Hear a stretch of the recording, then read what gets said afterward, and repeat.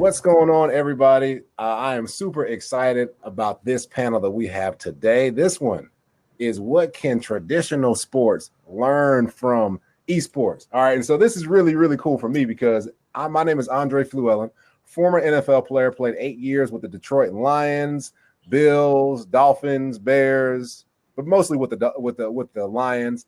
And and now, so what I do is I run a group of athletes and business executives, and we do investments. And one of the particular sectors that we invest in is esports and esports teams. And so I get really, really excited because the more I'm learning about the business side of esports, the more I'm kind of realizing that traditional sports might need to catch up a little bit. And so with that being said, we have three of the most amazing panelists here on today. We got Kat, we got Ali, we got Asante, and they will be telling you a little bit about what esports can teach traditional sports. So I'll let each of them get a quick introduction. So Kat, tell us a little bit about yourself. And again, thank you for being on. No, thank you for having me. And hello, everybody out there across the digital space. I am Kat Shields Moon. I currently work as a PR manager for Shell Games, an education and entertainment game studio. I'm also the co-founder of Divertiga, which is a diversity and inclusion platform for gaming and esports. I got my start in newspaper journalism, and then the industry collapsed. So I had to pivot very quickly, and that led to marketing and PR. I got my first taste of working in the gaming industry as a games journalist, so it kind of came around full circle. And once I got my foot in the door, I made it a point never to leave. So my journey has taken me to esports, marketing for indie devs, games journalism, as I said. And now I'm exploring the world of VR. So super excited to be here. Awesome. And look, as a English and journalism major in college, I get very excited to see that you use journalism and to pivot into something else. So that is really awesome. Next up, we have Ali here. Ali is one of my favorite people. Ali with Access Replay. Ali, tell us a little bit about yourself and what you're doing nowadays. Well, my name is Ali Young. I'm the CEO of Access Replay, which is essentially like a top golf experience for video games and esports. There are, I use that reference because there are a ton of synergies. We have an event happening today. So you have your own round of applause? Look at that. That's right. There's a ton of synergy between traditional sports and esports, and just super excited to be part of this group and to share stuff with you all today. Got you. And then last but not least, we have my main man, Asante Bradford. Asante, tell us a little bit about yourself.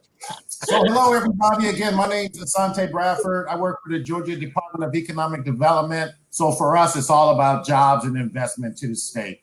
We have what's called our Georgia Film Music Digital Entertainment Office, and I focus on digital entertainment, which is mostly going to be gaming and animation and VR and whatever else is coming around the corner. My main job is to make sure that the state can turn the ship pretty quickly, as digital entertainment is always changing. And you've got some amazing people on this panel who I've had a chance to work with for years now. And I just feel so excited to see the growth that's happening around this space, and that our private sector is really coming and taking it to a whole nother level from what we can do on the government level.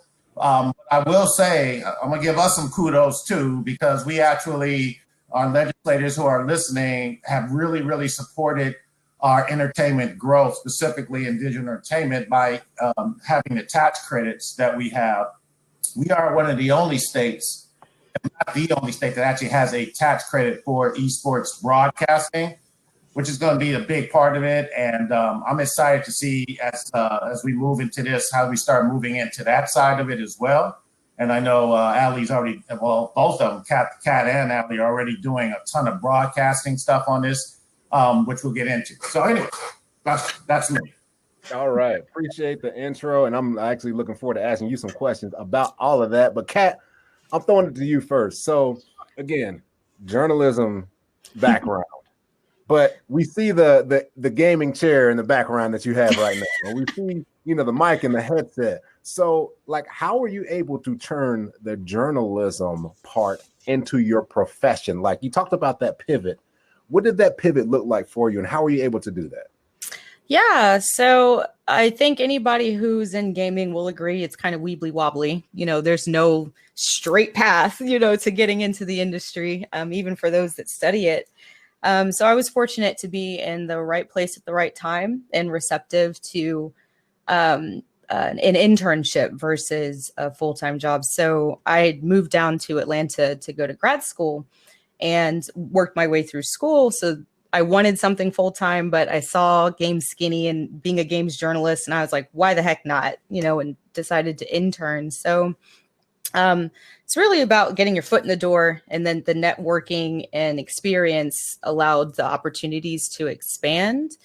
But I come by gaming, honestly. My parents are gamers, so they played Myst. I played Curse of Monkey Island and Grim Fandango with my brothers and sisters, just it was always there. I just never really thought that it would be where my career took me.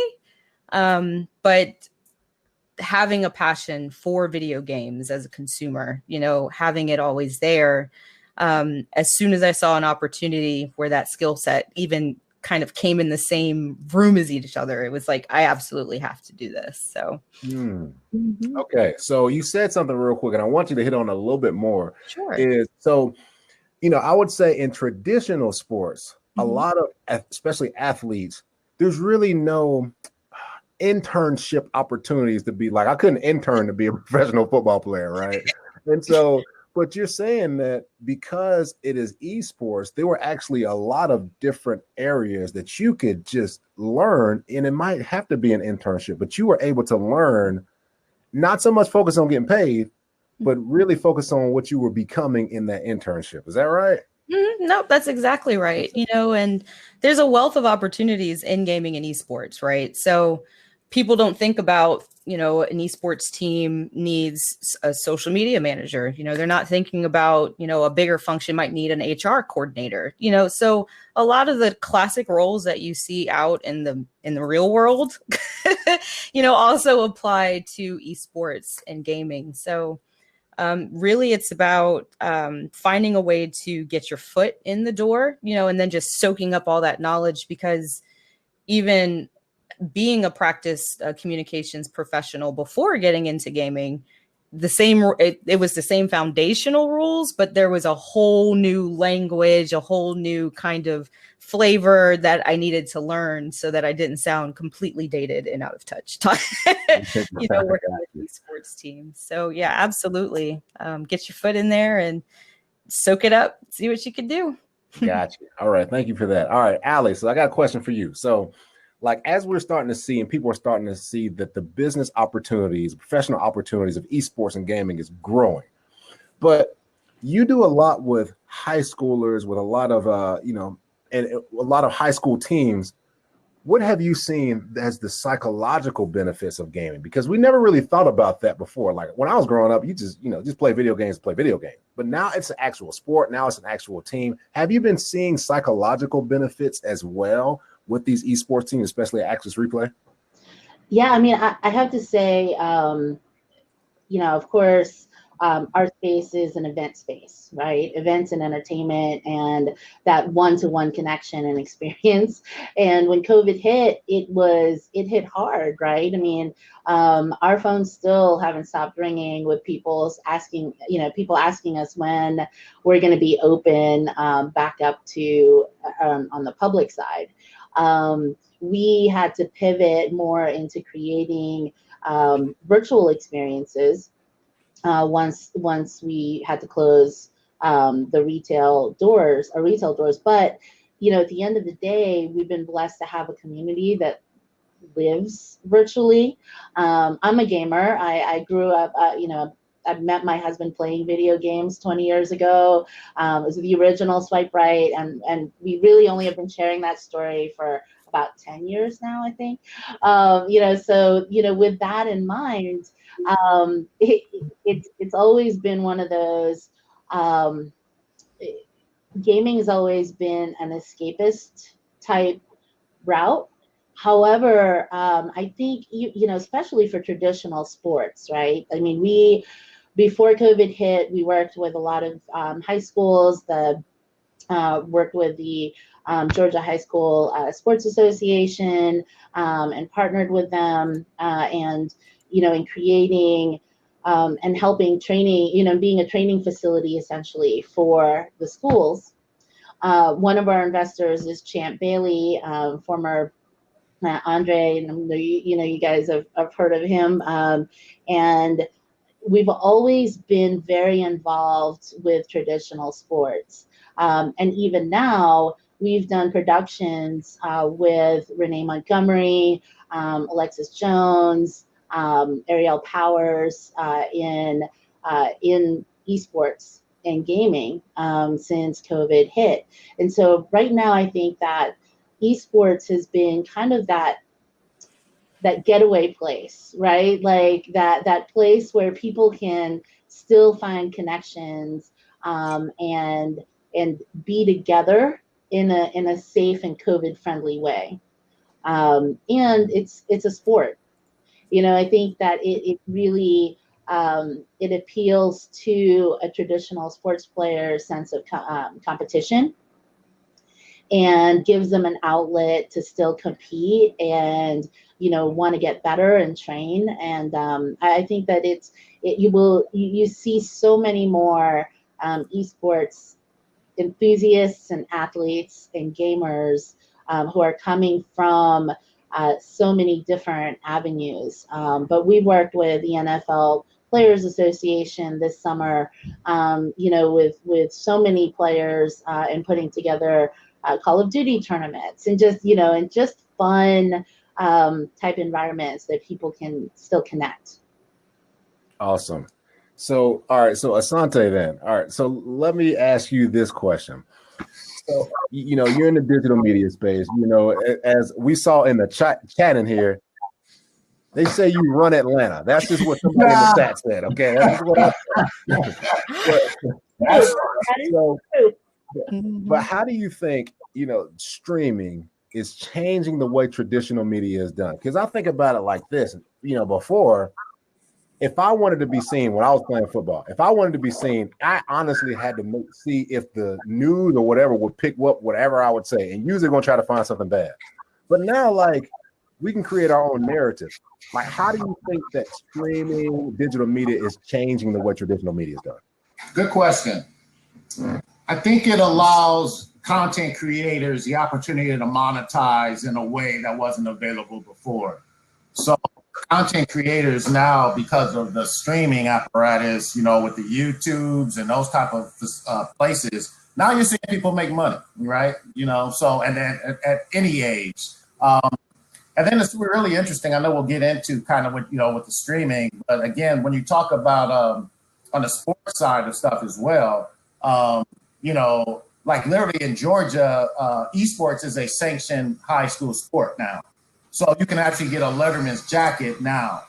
And streaming now, what that allows is even the high schools, again, we had over 70 high schools compete in the first high school league last year. But with streaming now, they're able to kind of compete, and do a lot of it online, where before they would have to be in facilities. So like what Ali was saying, the industry was able to adjust even what happened with COVID and all, based on streaming, so it's a huge component. And the state, we've been on it a while. It took a while, for government folks to understand what streaming is, but it's literally distribution, to answer your question. So I just see it as another form of distribution for content creators to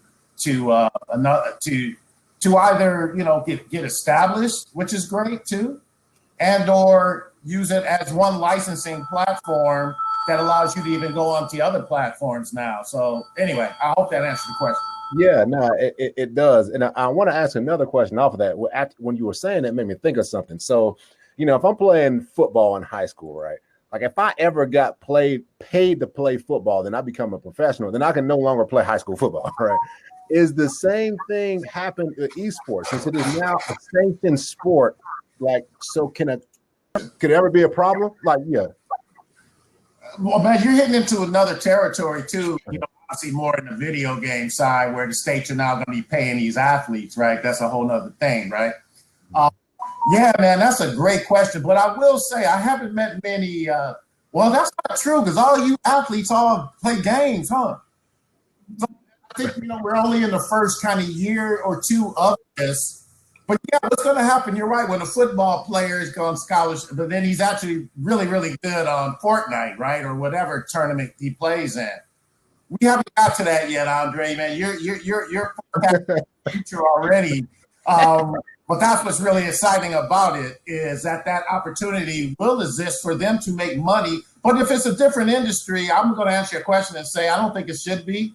Okay. Like, why shouldn't an athlete, if you you can't go get a job on scholarship, right? I mean, you know more about that. But in high school, you can, right? And I don't see why you can't make a side hustle, making money playing video games. Right. Okay. All right. Just throwing it out there. Back to Kat. So, what is it, since you're a gamer and right, your parents were a gamer, like, what is it about games though? Like, what is it? Because you're a creative person. Like, what is it about the gaming, especially because you like indie games more than anything? Like, what is it that makes that connection of that creative side in you and like also brings out that competitive side? Like, what is it about games that draws you in so much? Yeah. Geez, I can't think of anything else that is kind of the culmination of so many art and media forms. You got writing, you have design, you have elements of architecture, you have engineering,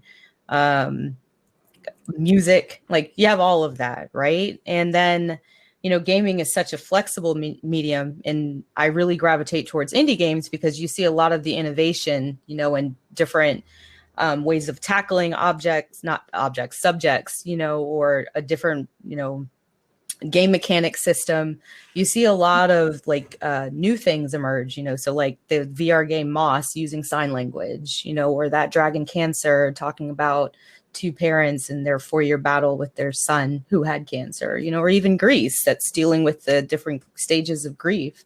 You just see a lot of heart, and it's people that are behind these games that come out.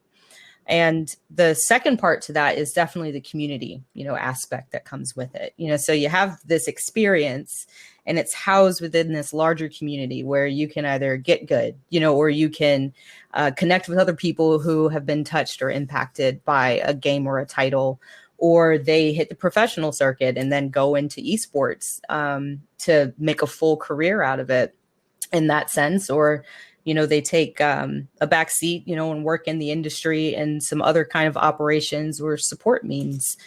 So as a creative person and somebody, I wouldn't consider myself a competitive gamer by any means. I'm like the most garbage person on every multiplayer team. So, but in terms of like the satisfaction of, collecting all of the moons and, Super Mario Odyssey, completionist, or just beating a game that's incredibly hard, like Cuphead.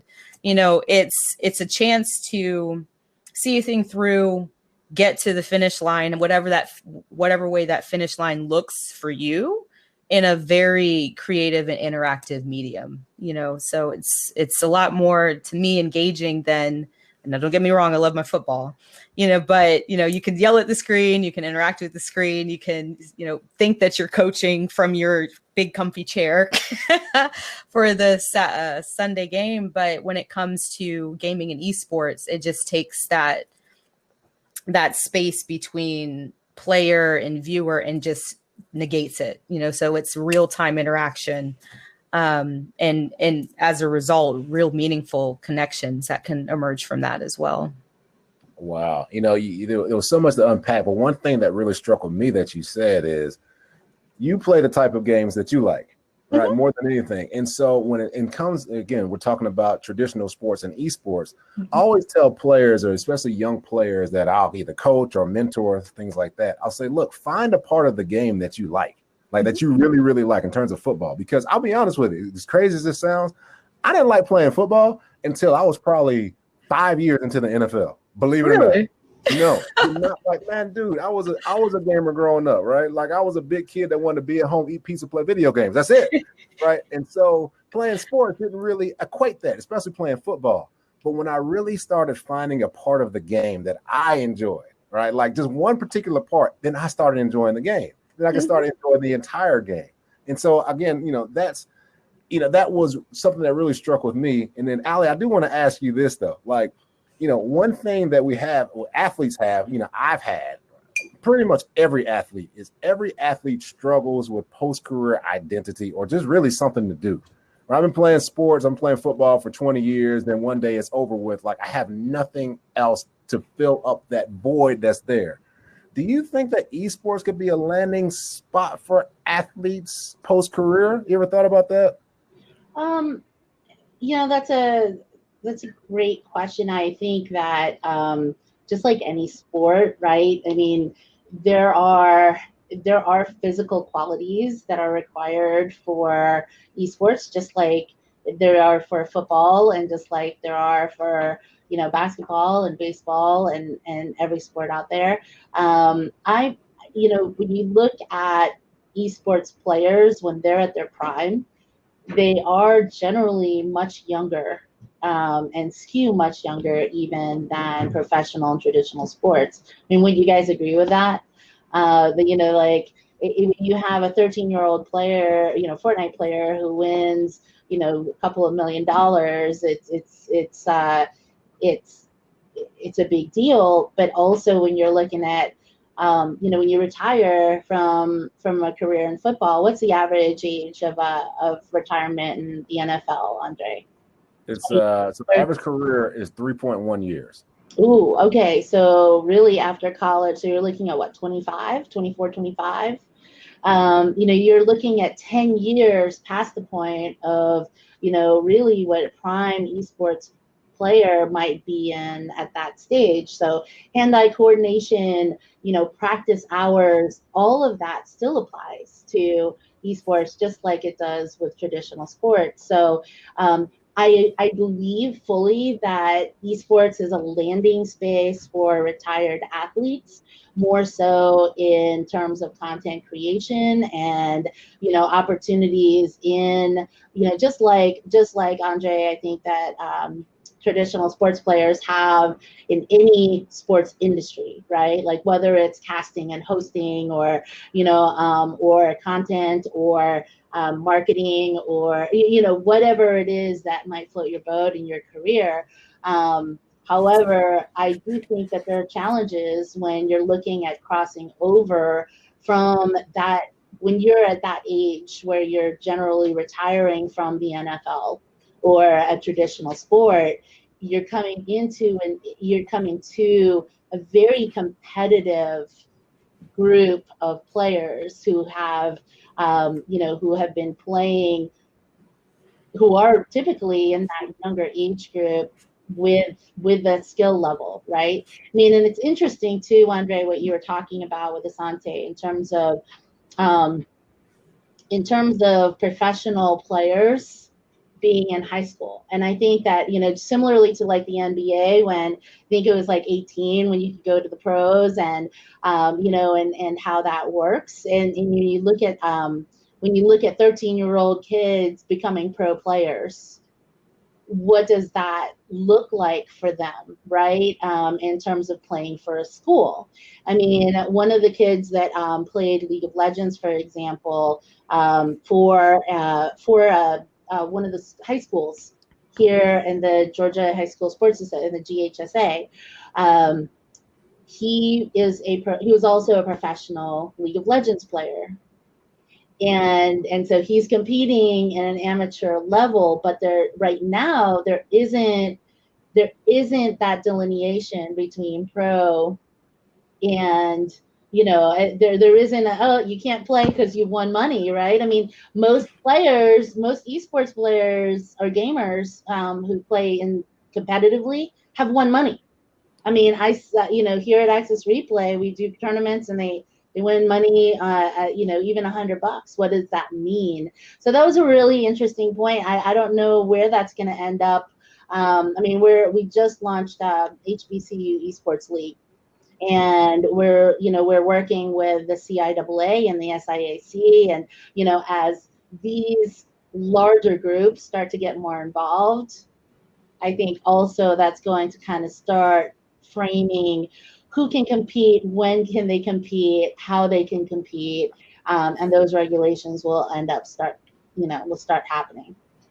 No, that's so cool because, the real answer is we just don't know, right? And but that's fun because we're just on like this uncharted territory. Like I feel like y'all remember the game Oregon Trail, right? Like Yeah. it's like we're all in Oregon Trail together, and we're just in this uncharted territory. And hopefully somebody doesn't catch dysentery, but you just know how it goes, right? Like so it's so cool to me because it's just something new, something fresh. And then Alan, I'm gonna come back to you in a second, but Asante, I have to ask you. All right, so let's say I'm a former NFL player. Let's say I'm still a strapping young man, right? Still feel like I feel good about myself, look good.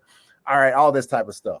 All right, so Ali says, I'm too old to become a gamer. Okay, I kind of get that. Say that. Right. She said it. She said I'm too old. She said it.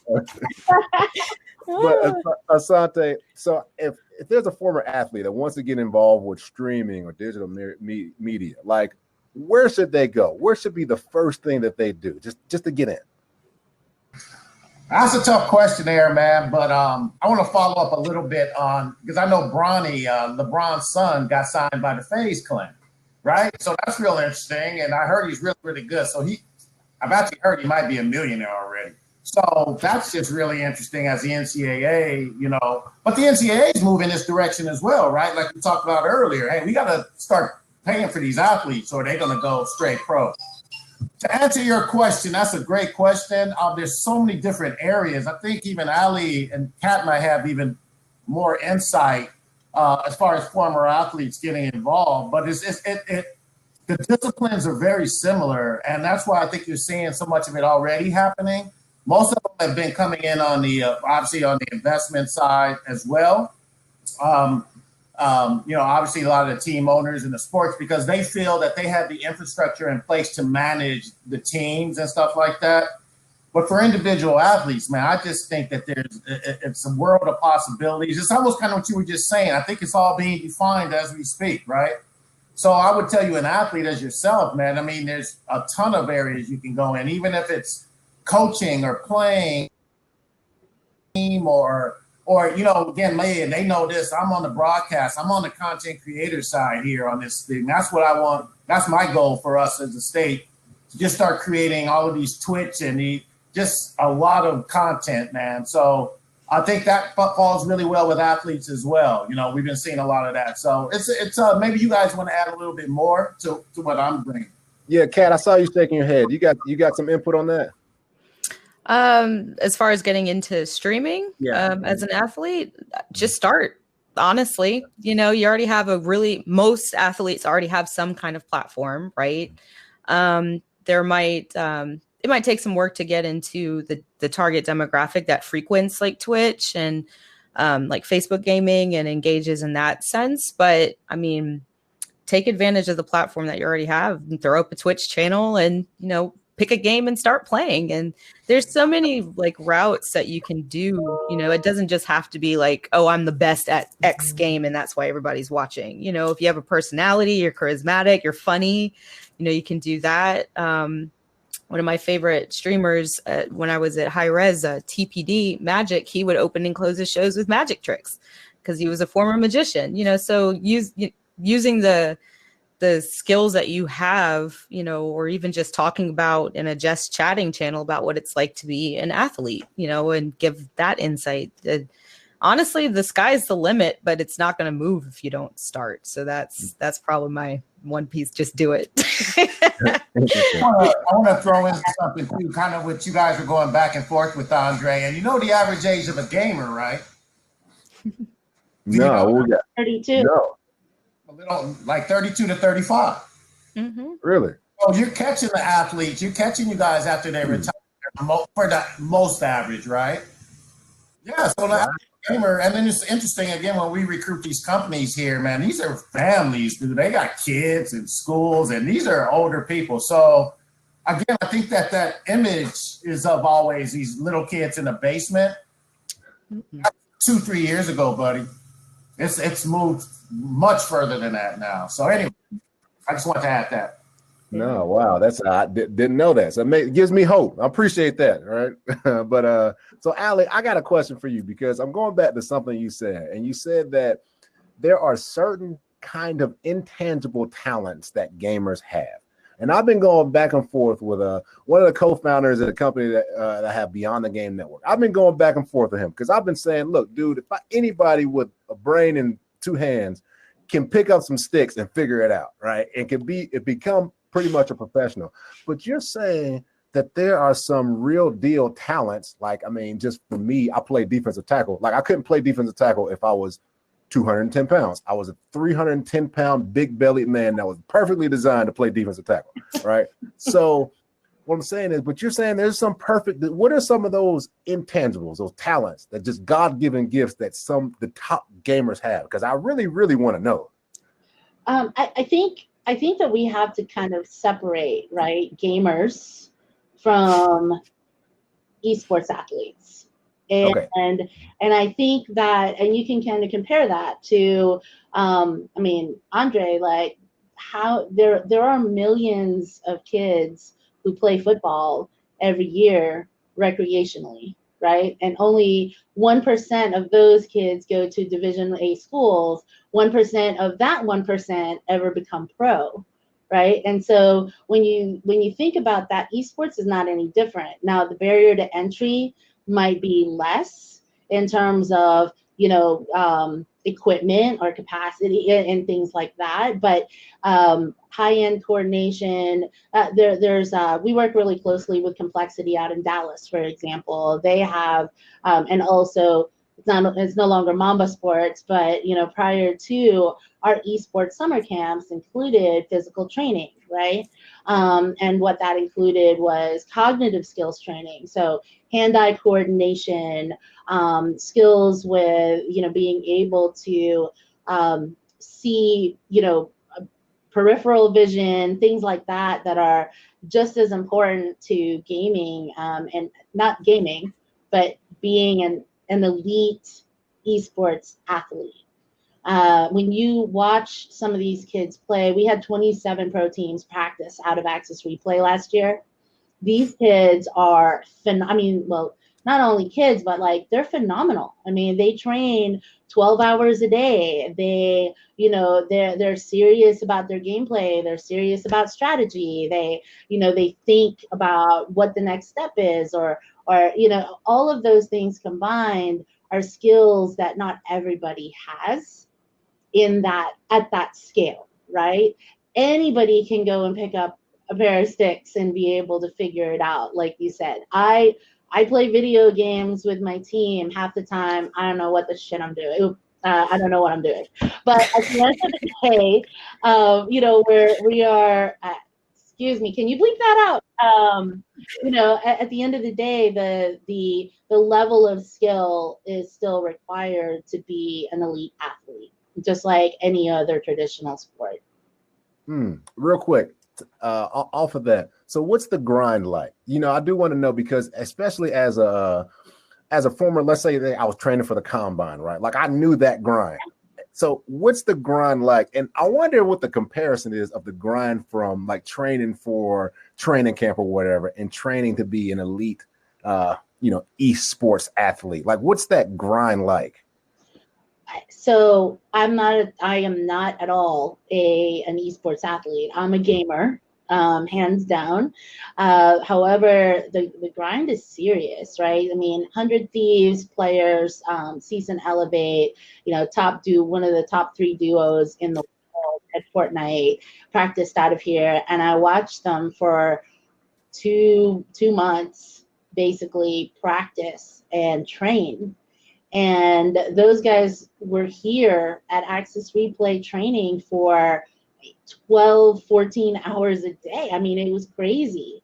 There were times when, you know, they had to get their mind straight. You know what I mean? Like in between games, the grind is real. I mean, I haven't ever, you know, when you look at, when people question, you know, or question the validity sports as a sport, and I watch these guys train.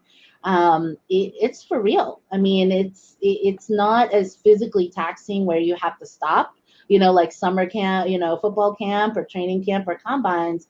However, like we've had combines here where the kids practice and play and train just as hard.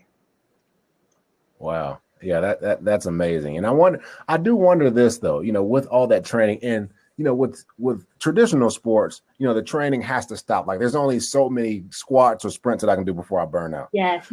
But is there, so Kat, I got a question for you, especially being on the journalist side.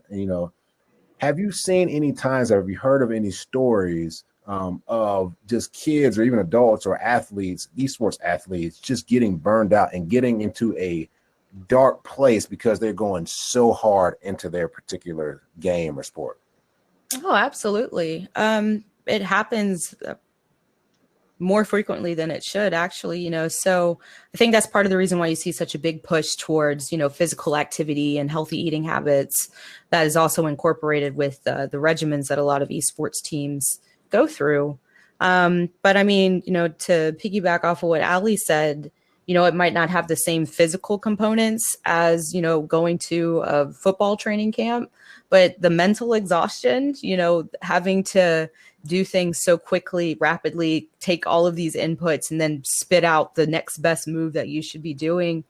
That's a lot. You're dealing with a very impassioned and sometimes tactless fan base, and they don't ever let you know how they feel about something. And, it's not fans cheering or booing in a stadium. It's somebody that's in chat, telling you how terrible you are.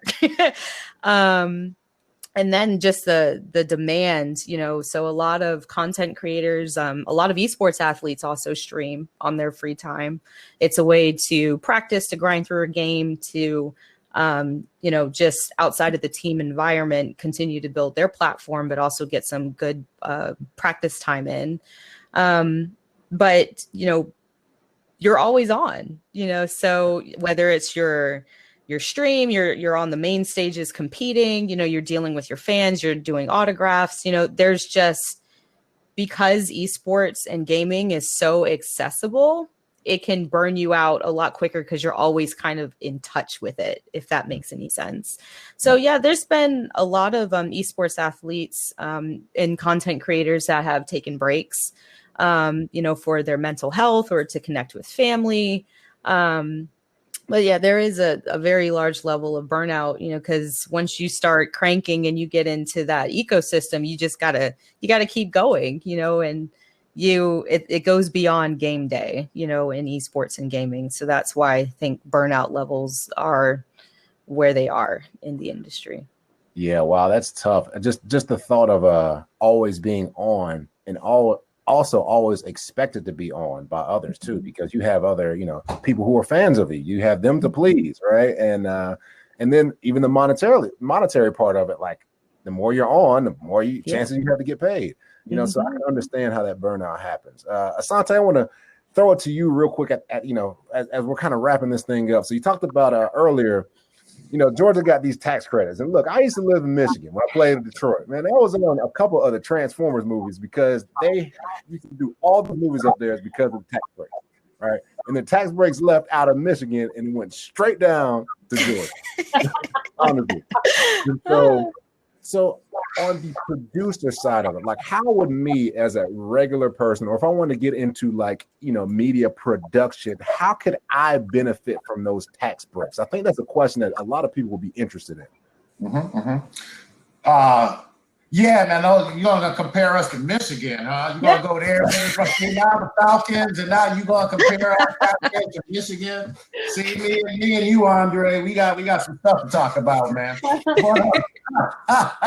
But actually, to answer that question too, I talked a little bit earlier about our legislatures, man, and then the support they have put on this, because there literally is every year a battle to do these tax credits, and there was a lot of education. And again, I think ours was really, really structured for longevity. Even this year, when obviously the state's in a lot of debt, and we had to come back for our legislative session to approve the next stage of the credits. And there was no hesitation. It was like, hey, we're going to support you. We got it. And now I think we're more prepared.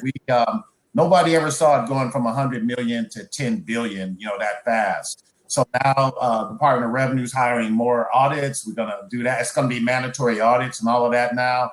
So to get to you specifically as a producer or a content creator, it takes away, eliminates a lot of that risk.